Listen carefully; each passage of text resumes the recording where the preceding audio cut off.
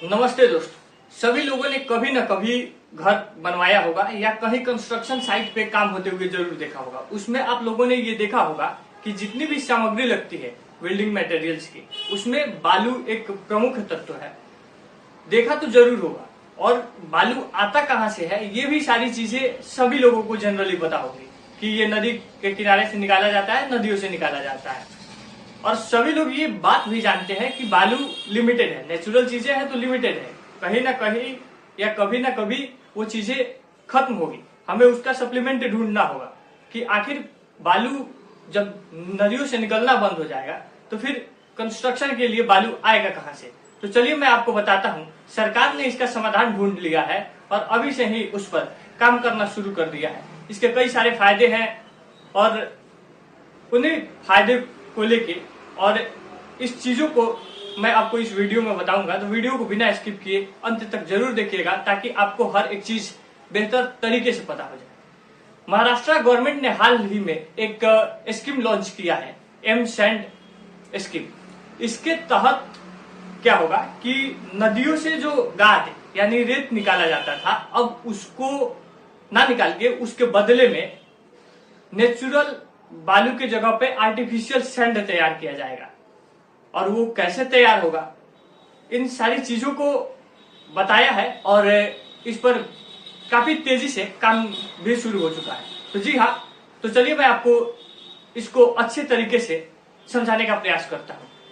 M sand यानी artificial sand, ये totally बालू जैसे ही है, पूरी तरीके से बालू है, बस सब ये है कि उसे आर्टिफिशियल तरीके से बनाया गया है। जैसे बारिश अगर ना हो तो आर्टिफिशियल रेन हम लोग कराने में सक्षम हो गए हैं, ठीक उसी प्रकार आर्टिफिशियल सैंड की भी परियोजना लागू कर दी गई है। और महाराष्ट्र के गवर्नमेंट अब पत्थरों को पीस के मशीनों के द्वारा पत्थरों को पीस के बालू तैयार करेगी।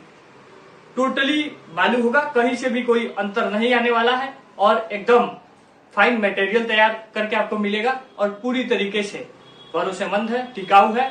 और जितना भरोसा आप इस बालू पे दिखाते थे, ठीक उतना भरोसा आप उस पर दिखा सकेंगे।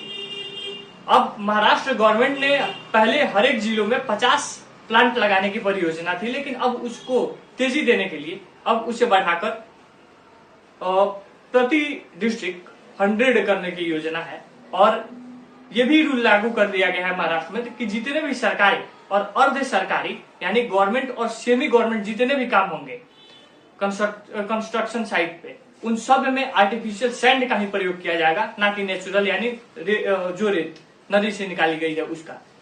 यह परियोजना काफी हद तक ठीक है और जितनी पॉपुलेशन है या जितनी बालू की खपत है उस हिसाब से हमें कहीं ना कहीं विकल्प ढूंढना पड़ेगा। नहीं बाकी चीजों के लिए भी और तमाम तरीके की जितने भी नेचुरल चीजें हमें प्रकृति से मिलती है, उन सब का कहीं ना कहीं अब हमें विकल्प ढूंढना पड़ेगा। नहीं तो आने वाले भविष्य में हमें काफी दिक्कतों का सामना करना पड़ सकता है और सारी चीजें बाधित हो सकती है। इसीलिए गवर्नमेंट इस मसले को लेके पूरी तरीके से मुस्तैद है। और आए दिन आप लोगों ने देखा होगा कि सोलर पर विशेष ध्यान दिया जा रहा है, सौर ऊर्जा, विंड मिल्स जितने हैं उस पर विशेष ध्यान दिया जा रहा है। उसके अलावा पानी से बिजली बनाई जाने लगी है। इसके साथ साथ पानी के संवर्धन और संचयन पर विशेष ध्यान गवर्नमेंट ने दिया है। ठीक इसी तरीके से इस पर भी ध्यान दिया जा रहा है। इससे काफी सारे फायदा है। जैसे अभी हम लोग नदी से अंधाधुंध बालू निकाल ले जा रहे थे, उससे क्या होता था कि नदियां कई बार अपना रास्ता मोड़ देती थी, कई बार कटाव होता था, जिससे अभी कई सारे गांव नदियों में चले जाते थे। अभी हाल ही में बिहार में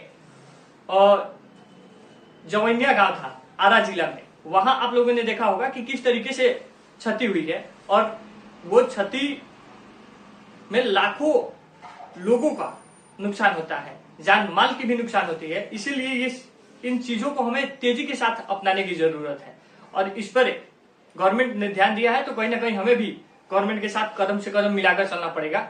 गवर्नमेंट जहां गलत होगी वहां बिल्कुल विरोध कीजिए, लेकिन जहां अगर सही है वहां हम सबको एक साथ आकर एक मंच पे आके काम करने की जरूरत है। और इसी माइंडसेट के साथ हम लोग वैश्विक लेवल पर और दूसरे देशों से जो ग्लोबल पावर है उनसे हम लोग प्रतिस्पर्धा कर पाएंगे, नहीं तो हम लोग कहीं टिकने वाले नहीं हैं। ये बात सभी लोगों को अपने ध्यान में रखने की जरूरत है। ये सारी चीजें जो नदियों के रेत निकाले जाने से नुकसान होता था, अब इससे उन सब चीजों को रोका जा सकता है। और इसीलिए मेरी आप सभी लोगों से अपील है कि ऐसी चीजों को जो समाज को सही दिशा देगी, उन सब चीजों को हमें बिना ताम झाम के अपनाने की जरूरत है। उम्मीद करते हैं आपको इस वीडियो में जानकारी अच्छी लगी होगी। मिलते हैं अगले वीडियो में, तब तक के लिए बाय, जय हिंद।